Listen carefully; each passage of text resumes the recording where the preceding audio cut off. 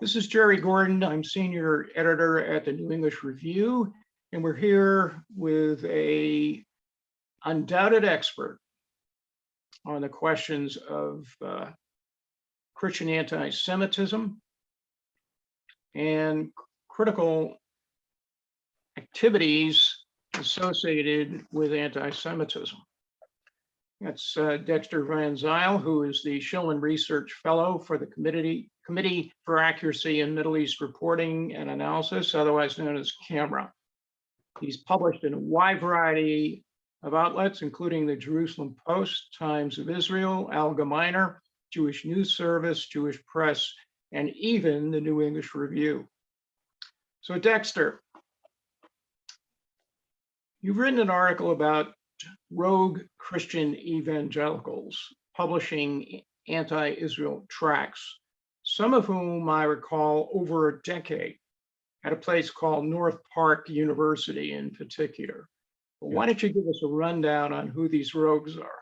Yeah, unfortunately, a few years ago, we could call them rogues and be sure that they were rogues. But these days, they're not as rogue as they used to be because they seem to have a Pied Piper effect. But the first one, obviously enough, is Gary Burge, who wrote a book in 2003 or published a book in 2003 called Whose Land, Whose Promise. And that book was republished, a second edition in 2013.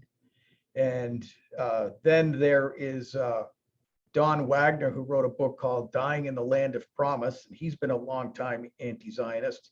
He once compared Israelis living in the West Bank to a killer vine strangling a rose bush in his backyard. And Burge, he at one point referred to,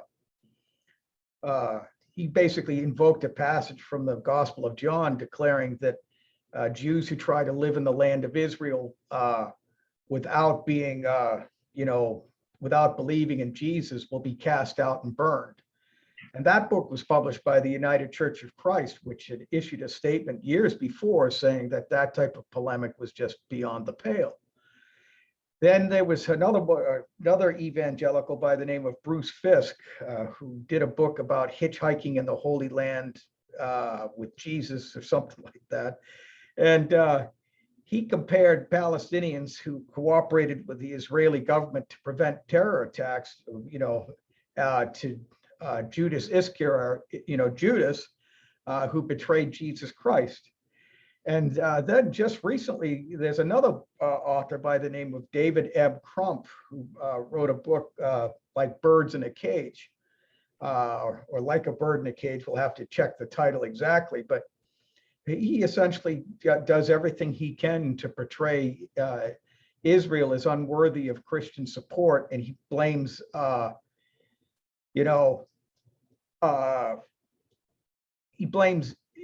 Israel for the suffering, and Israel and its evangelical supporters for the suffering of the Palestinians without taking into account anything that the Palestinians have done wrong. And I think that a few years ago, I would have told you that these were marginal. Well, I wouldn't have told you that Gary Burge was marginal, but I would have said that these people weren't getting an awful lot of traction in the evangelical community. But now I don't know. I'm worried. And I think one of the things that I'm concerned about at this point is that we have to figure out how to get to the young evangelicals, because they seem to be a lot more sympathetic to these types of arguments, and it worries me. And so that's really, I think,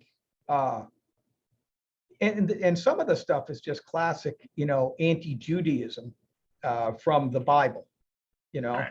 And they're deploying it against the modern state of Israel. And years and years ago, a woman by the name of Alice Eckhart, who was Roy Eckhart's wife, she wrote a magazine article and said, this was in the 60s, I think, when she said this, is that we talk about the modern state of Israel the way that we used to talk about the Jewish people.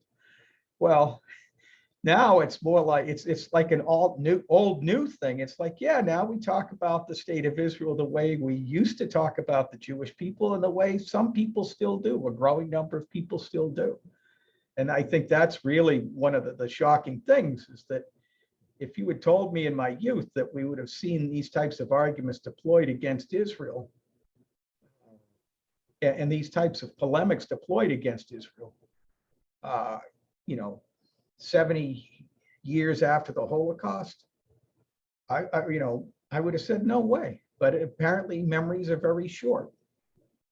Terribly short these days. Yeah. And not only is it the wedge, so to speak, in the evangelical millennial grouping these days, but unfortunately, close to home to me, it's amongst Jewish millennials as well. Right. And Uh, you saw the piece that I wrote, "The pinch point is upon us." oh, Yeah. absolutely. And let's kind of apprise folks of what that experience was like. Okay. What happened is that, for the longest time, I had always wondered why young progressive Jews seemed to be so much less enthusiastic in their support for Israel than young Arabs and Muslims in the United States were in their support for the Palestinian cause. Because by any regular measure of progressive values, you would think that Israel wins hands down, because essentially it treats its own citizens and its minorities and its dissidents and even its adversaries with greater humanity than any other country in the Middle East. And that doesn't mean that Israel is perfect. Sometimes Israeli soldiers do bad things, but no country's perfect. And the thing is that it does what it can to correct those imperfections. But on the other hand, the Palestinian cause is led by essentially a group of authoritarian thugs who haven't been subjected to any real oversight. And why is it that the pro-Palestinian folks are so much more aggressive? And why are they so much more enthusiastic than progressive Jews? And I found out on June 24th, 2021, why that is the case. And the reason why is because essentially people have been bullied into silence. I went to an anti-Israel rally with two of my coworkers here at Camera. And I had my notebook and a pen and my cell phone. And I knew the drill. I take a picture, I take video of them and I hold up the camera. And one of my coworkers, his battery died, or there wasn't enough memory on his card, his iPhone, to take any more videos. So I said, great. And I handed him my iPhone because I was tired of my arm had gotten tired. And so, and I was just standing there with a little notebook and a pen, and it was in front of the ADL offices in downtown Boston. And they said, "Is Dexter Van Zile here?" Because I had introduced myself to one of the rally organizers because I had written about him previously. And he took offense at some of the things that I had written previously. So I went up and shook his hand and told him who I was, figuring that if he had anything to say to me, he would do that. But instead, what they did was they sicked the mob on me. They basically sicked the crowd on me and said, "Is Dexter Van Zile here?" They both did. Two speakers did that. The first one was said that, basically welcomed me and said she was glad to see me. But then the second speaker, somebody by the name of Nino Brown, basically started leading a chant. He led a chant against me, "Zionists go home." And at about that same time, there was one of these individuals, a tall brown-haired kid, looked like he was in college. But he had that Antifa look about him. And they were all wearing masks, largely due to COVID, which was very, very, what would you call it, convenient for him. And he tried to grab my pen. And he started, and I wrote about it in the Times of Israel. And at this point, I knew that the game was afoot and I was in trouble.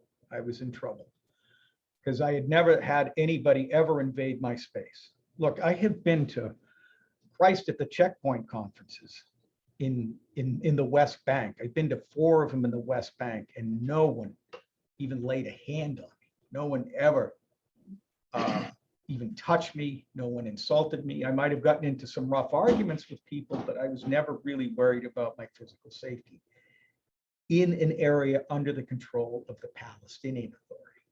And here I was standing in front of the ADL offices in downtown Boston. And I knew I wasn't safe, but it didn't, but the running really wasn't an option. Part of it was because I was surrounded, and two, because I was like, part of it was like, look, it's put up or shut up time. And so they started yelling, Zionists go home. And I started yelling, Israel high, back at them.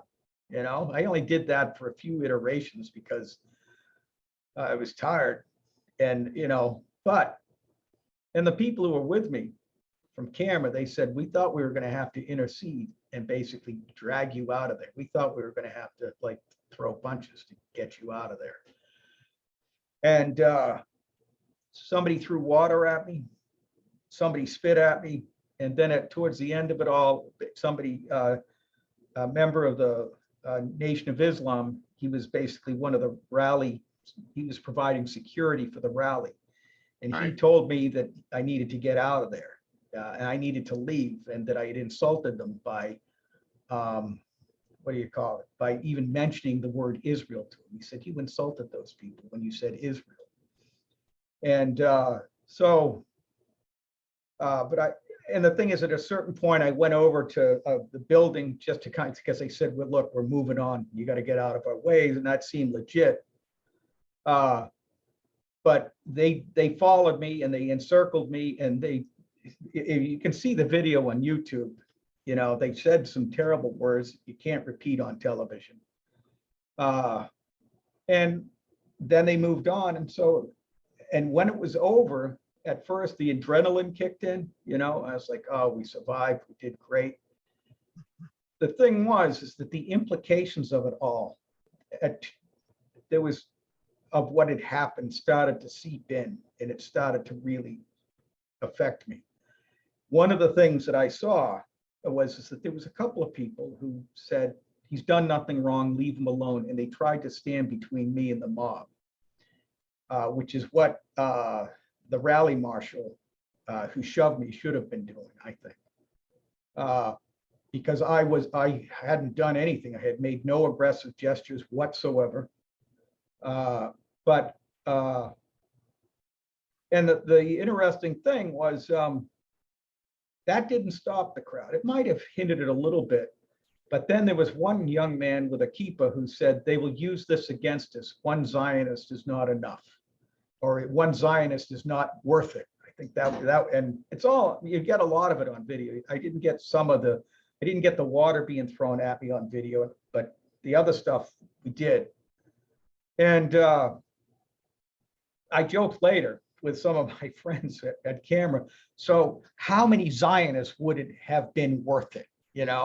3, 5, 10? And we joked because it was like Abraham arguing with God.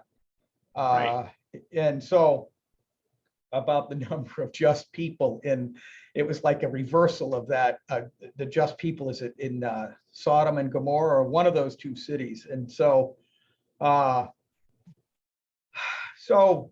the thing is that it became evident in the months afterwards that no one was going to be punished for this. I filed a complaint with the police department, filed a complaint with the attorney general, filed a complaint with the UMass Boston, and it became evident that, and maybe UMass Boston conducted an investigation, but they never said anything publicly about how bad this was, this type of behavior, because this was organized by a campus organization that's recognized by the student government.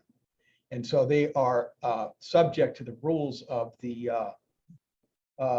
code of conduct at UMass Boston, and they clearly violated them. And what it demonstrated is that ultimately, I think that the powers that be in and around the city of Boston, and probably elsewhere in the country, are more frightened of Antifa, BLM, the Nation of Islam, and the anti-Israel crowd than they are worried about the safety of Jews, and more frightened of those groups that I just mentioned than I would say like the ADL or the JCRC. And I don't blame the ADL and I don't blame the JCRC. Okay, I think that I don't think it's fair to expect the Jewish community to be a singular pillar for the rules of American civil society. It's just not fair. And I think that was what happened. And so I think that's what we're struggling with now. And I think that the Jewish community is going to have to come to grips with that. And I don't really know what to say other than to say, look, we see attacks on Jews in New York on a regular basis, and the police seem to take those attacks seriously. And there was a shooting, or excuse me, a stabbing of a rabbi in Boston a week after I was mobbed in June. And I think that was like July 1st. And the powers that be really understood that that was crossing a line. But the problem is that the underlying atmosphere of our civil society is not, it's affecting the Jewish condition. And it's time to really say that out loud. And the American people have some decisions to make about whether or not they're going to allow that to continue.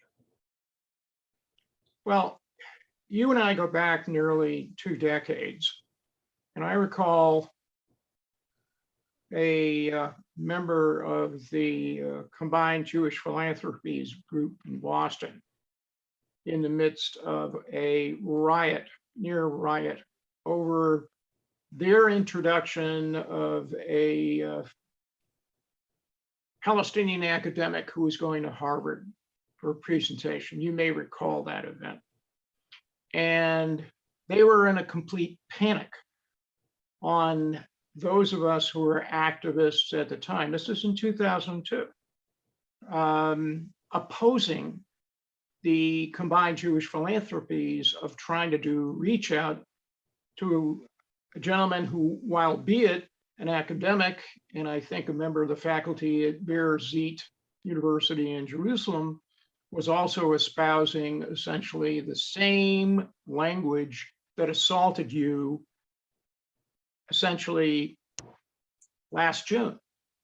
So this is a problem that the Jewish community in Boston and elsewhere throughout the United States, unless prodded, doesn't react or doesn't anticipate or doesn't combat, which is a horrible statement of affairs of the American Jewish community. 2002 was before my time, but You know that. yeah, but in 2007, when Old South Church brought Sabile Ecumenical Liberation Theology Center to Boston, Right. that was when the rank and file Jewish community stood up. And I wrote a couple of articles. I put them up on Camera's website. People understood what was at stake, and they basically they protested out in front of that church, and they made it perfectly clear.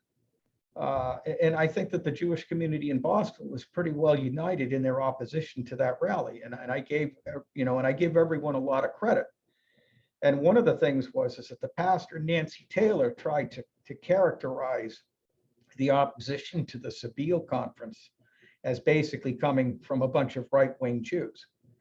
And she was trying to play a game of divide and conquer.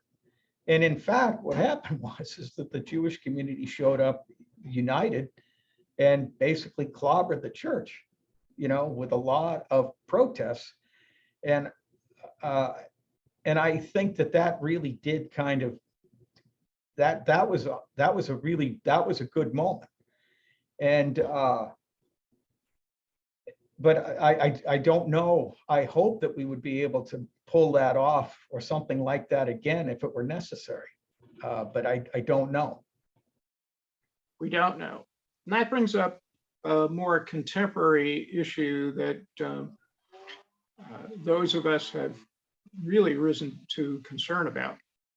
And that's the whole matter of how Israel and the American Jewish Committee can combat things like the Amnesty International report accusing Israel after a supposed investigation of being an apartheid nation. And I think just within the last few days, the Amnesty International representative in Israel basically said she thought that their home base back here in the US had gone too far in the question of its accusations. So the question is, from your vantage point, what can we do here in the US constructively to combat this kind of disinformation campaign? Well, I think there's a UN committee of inquiry on the Arab-Israeli conflict and I think that the Amnesty International report was essentially an opening gambit to essentially kind of set the table for that committee of inquiry. And so I think that and I'm actually kind of enthusiastic to see just the level of criticism that Amnesty has been subject to. It's been withering. And, but the thing is, this is the interesting thing. And I've only glanced closely, glanced a little bit at the report because there's other people here who are much more knowledgeable about it. But there's a case of a Professor Mahalati at Oberlin College, okay? Yep. And one of the interesting things is that a lot of the work that Amnesty International did regarding Iran was legit, in part because they gave, at least the Iranian diplomats were given a chance to respond to the accusations. And I would look at it and they would say, and then the Iranian diplomats said this, this, and this, blah, blah, blah.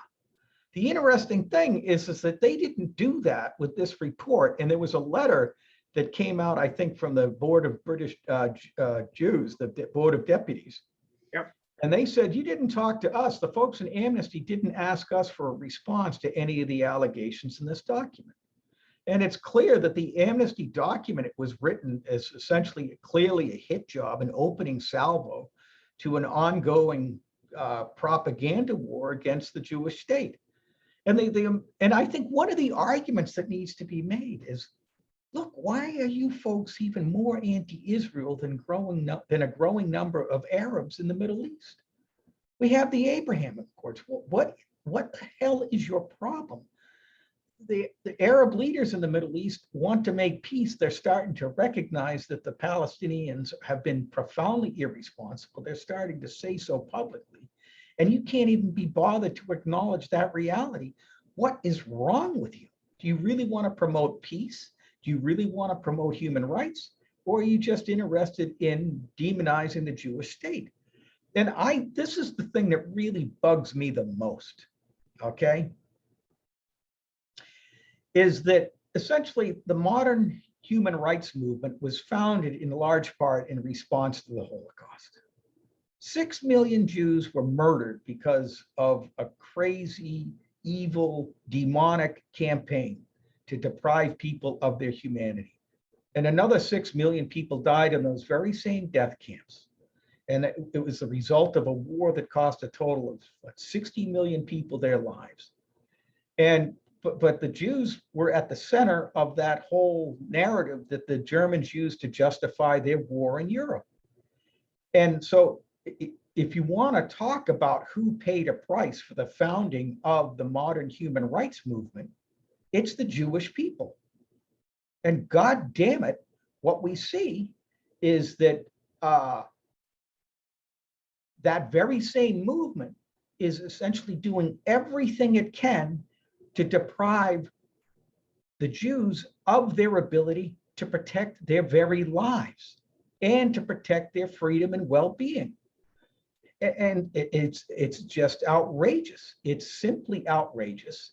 And I think that that we need to point that out to the young Jewish community and say, look, too many Jews died for the lack of these principles. And now these principles are being bastardized to basically demonize Jews. And it's disgusting. And we can hammer away at them left, right, and center. So what do you believe these days is behind the spike in anti-Semitism here in the US and globally?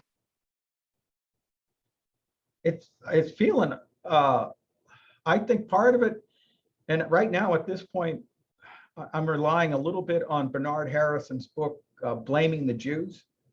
I think that people seem to think that, well, I think first of all, there was a sense a few years ago that everything was going to get better.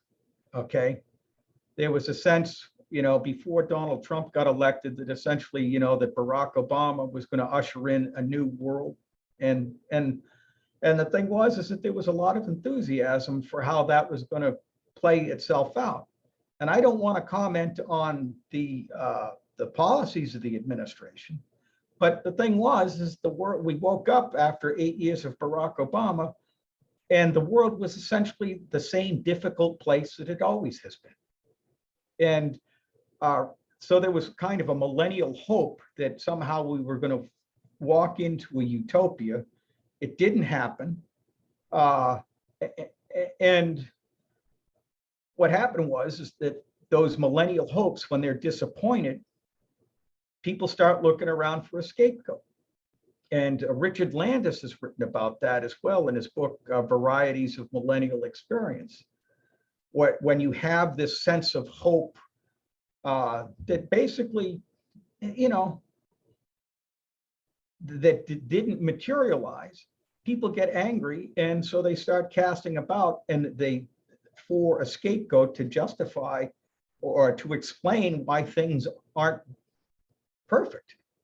And I think that's one of the big factors. And as far as globally, I think a lot of it has to do with the fact that the world's become a much rougher place to live.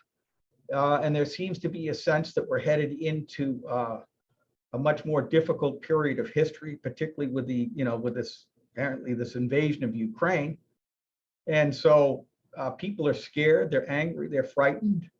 And during those moments, when there's like some sort of plague, the Jews are a legitimate target for these folks.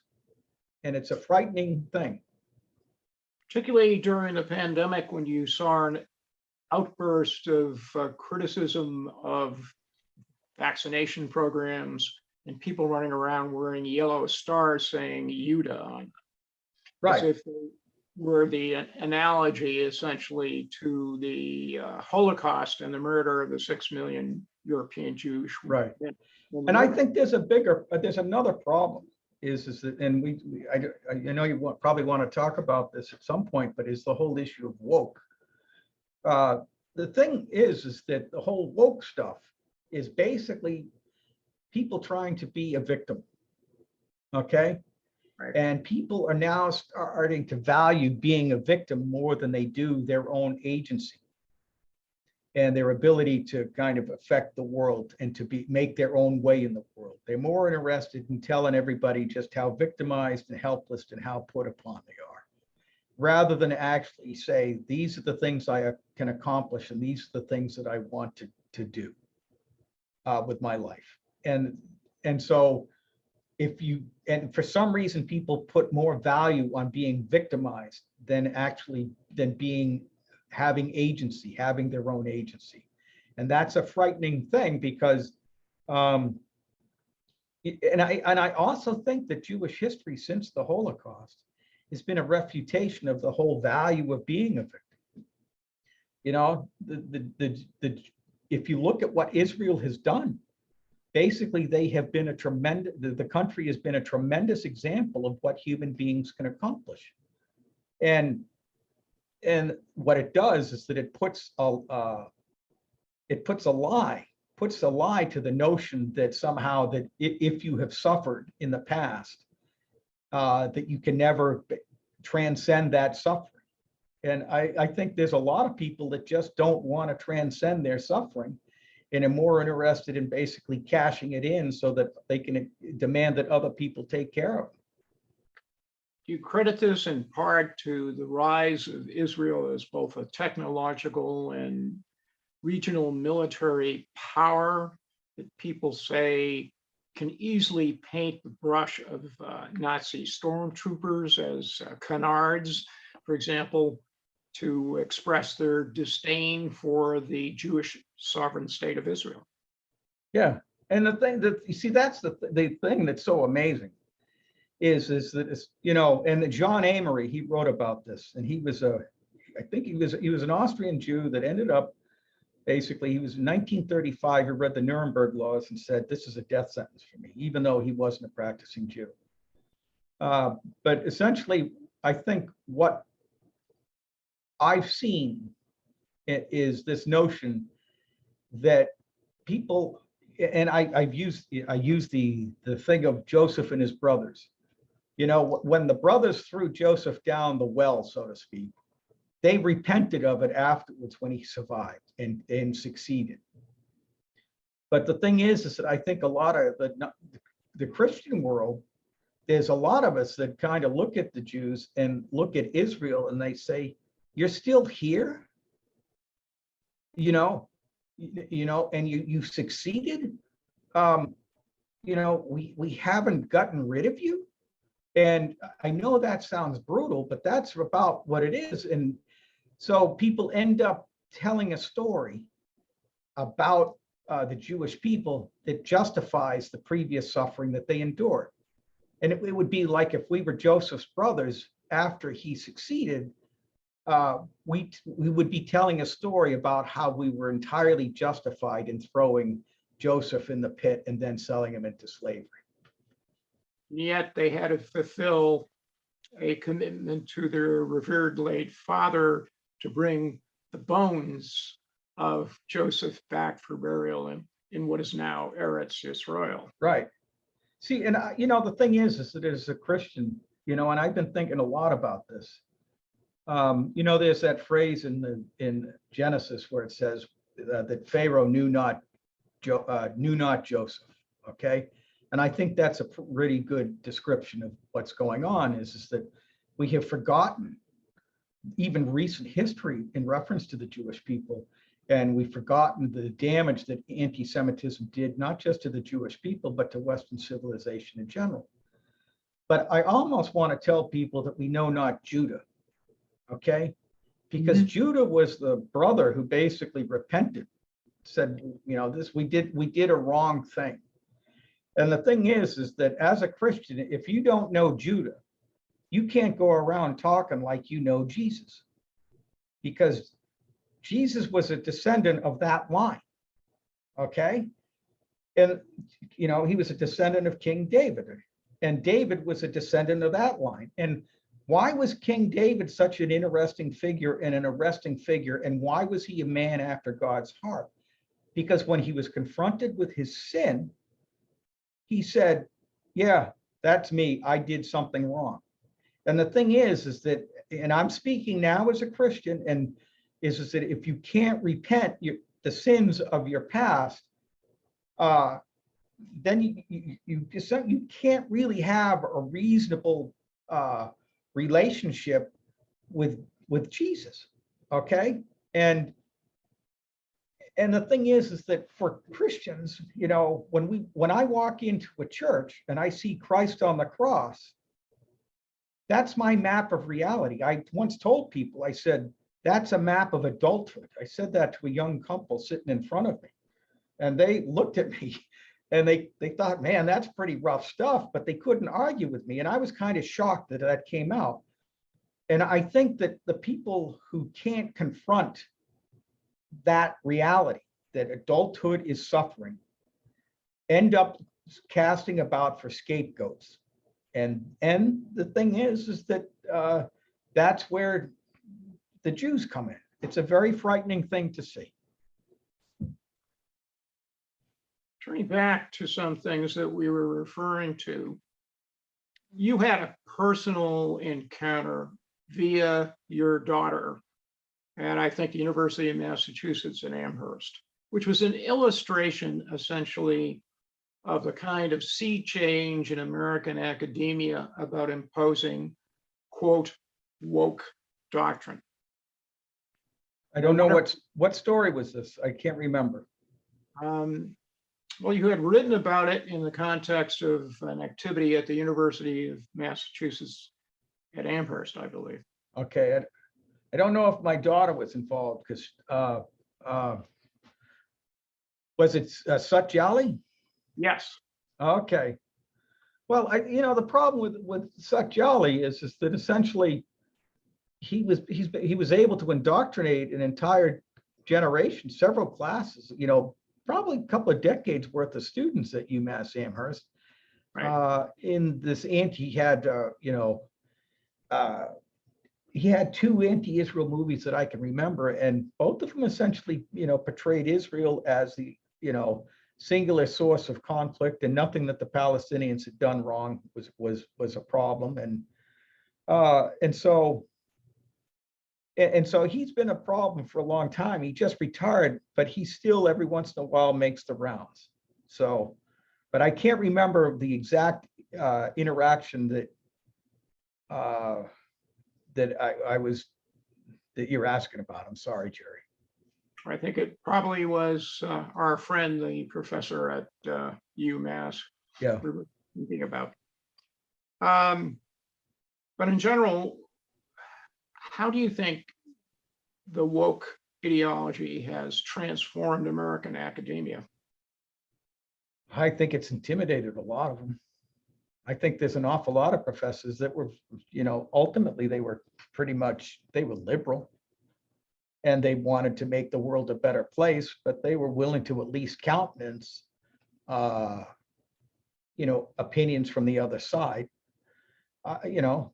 When I got my master's degree at Western Washington University in the early 1990s, I saw the beginnings of some of this woke stuff, and there was this idea that essentially, and I saw the beginning of the diversity, equity, and inclusion ideology, but it hadn't really got rolling. So, and the thing is the professors and I was a lot further on the right than a lot of these people, but they still treated me with a great degree of humanity.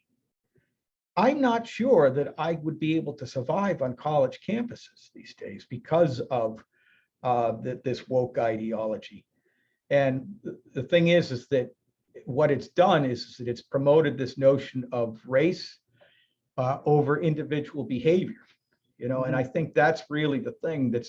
What is more important is not how you behave on an individual basis or how you treat the people in your life on a regular daily basis, but ultimately what skin color you have and what ethnic group you belong to. And that, I think, is very troublesome. And because what it does is that it makes people invest more into their identities than into their character and into the way that they treat the people around them. And that is a profoundly authoritarian, that leads to authoritarianism and tribalism. And the thing that really frightens me is that there are times when I think that we're headed towards like the former Yugoslavia or Lebanon, where essentially we're all going to end up being in these armed ideological or racial camps or these communal groups that essentially don't have any commitment to the Constitution or to the larger republic. And that's a very frightening thing. And I think that the hostility that we see towards the Jewish people in the United States is part of that factor. I quite agree with it. Let's deal with the rise of the Council of American Islamic Relations. Okay. Yeah. And I raise it for a couple of reasons.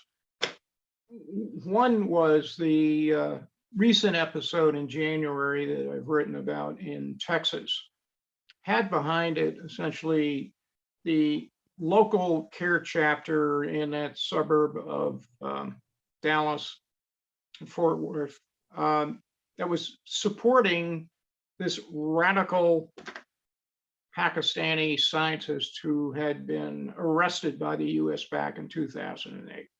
Siddiqui, I believe her last name is. And they were supporting essentially jihad here that prompted another Pakistani Muslim to go transatlantic to the US. And CARE has not stopped supporting, quote, justice for Siddiqui, who was planning a series of dirty bomb attacks here in the United States when she was captured by US and FBI people in 2008 and put into custody at Bagram airfield in Afghanistan, ironically. More recently, CARE has launched litigation against anti-BDS executive orders and statutes in a whole bunch of states. And more recently, they got knocked out of the box when a US appeals court in Baltimore knocked out their justification on the grounds of First Amendment and 14th Amendment. First Amendment for free speech rights and the 14th Amendment for rights to assembly. So what is the position now of CARE in this country, where it was once tried for being an affiliate raising dough for the Muslim Brotherhood, the famous 2008 Dallas trial, to the point you have progressive members of the Congress essentially pushing for an Islamophobia monitor? Well, one of the things that I think is interesting about the United States is that we have had a wonderfully corrosive effect on the abuse of power by religious leaders of all stripes. Okay. And I think that that's going to remain an important aspect of American society going forward. And so, for example, when a small number of fundamentalists tried to intervene and stop the teaching of science or evolution in public schools with the Scopes monkey trial, journalists like H.L. Mencken essentially went after the fundamentalist community hammer and tong and basically did everything they could to marginalize them. And nobody ever accused them of, and the thing is, you might be able to make a case that H.L. Mencken was a little bit bigoted towards the evangelicals. Okay. Yes. But the thing is that he was able to basically hold those religious leaders to account and said, you can't do that. You can't impose your will on all of America on this issue. Then there was the priest abuse scandal in the Roman Catholic Church. Okay. And that broke in National Catholic Reporter in 1984. Okay. And that story broke essentially, was it 18? Everyone says, oh, well, it broke in the Boston Globe in 2002. And the thing is that it was the Catholics themselves who started to write about it. And then there was the Survivors Network against those who were abused by priests, SNAP. And then, you have people like me that have basically been railing against mainline Protestant churches for the past 20 years. And you have a group like the Institute on Religion and Democracy that has argued against a lot of the things that the mainline churches have done. And people have hammered on religious leaders from every quarter across there's a documentary series, I think it's on Netflix, about Scientology. Okay. And then there are websites devoted to the abuse of power by pastors in mega churches throughout the country. Okay. And so if you're a religious leader here in the United States, you're going to be held accountable if you abuse your power and if you infringe on the rights of others, even if you do it in the name of your religion. And so the interesting thing is that when groups like CARE and others start to say, when you criticize us, you are being Islamophobic, I have concluded that they're using that accusation to prevent the process of holding religious leaders accountable for their abuse of power that every other religious group in the United States has been subject to since essentially the founding of the Republic. And so when I see accusations like that, I say, that's how it is. Welcome to America. That's how it is. And either you can make a straightforward case that you're doing the right thing, or you can't.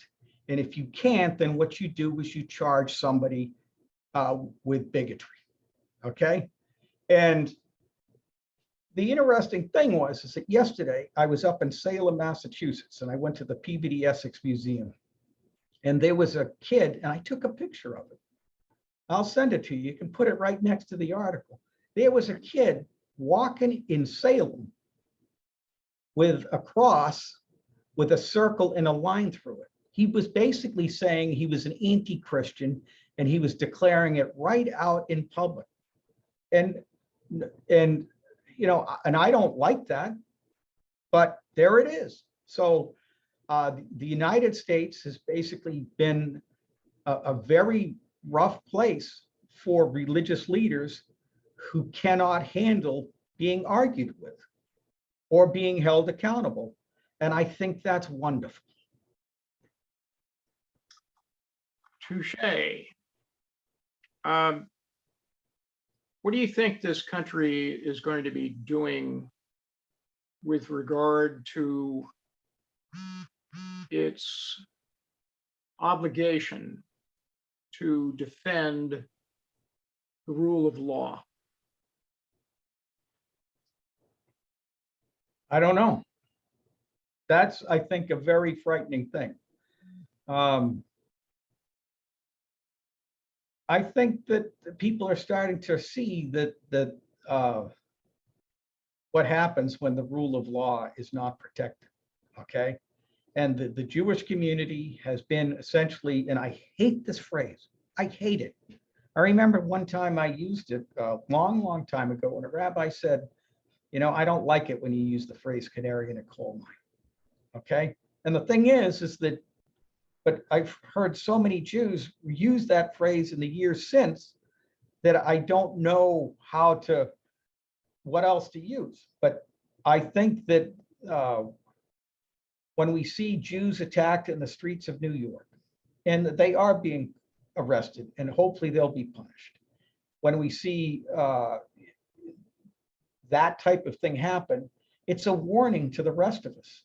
It's not fair, you know, but if we allow it to continue, nobody's going to be safe, and it's going to be, and if we allow, you see, and I want to offer a Weimar warning, you know, because the Weimar collapse began with, you know, essentially leftists, but it didn't end with them, you know.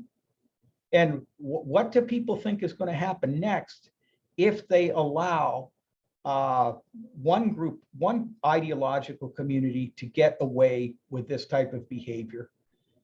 And how do they think that the rest of society isn't paying attention and aren't going to use the misdeeds of one group to use it as license for their own misdeeds?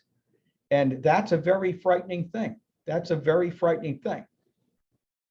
Well, on that note, I want to thank you for a thoroughgoing discussion of the dynamics behind what a lot of us are witnessing today here in the United States, and unfortunately abroad as we are recording this discussion. All right. Thank you. Thank you.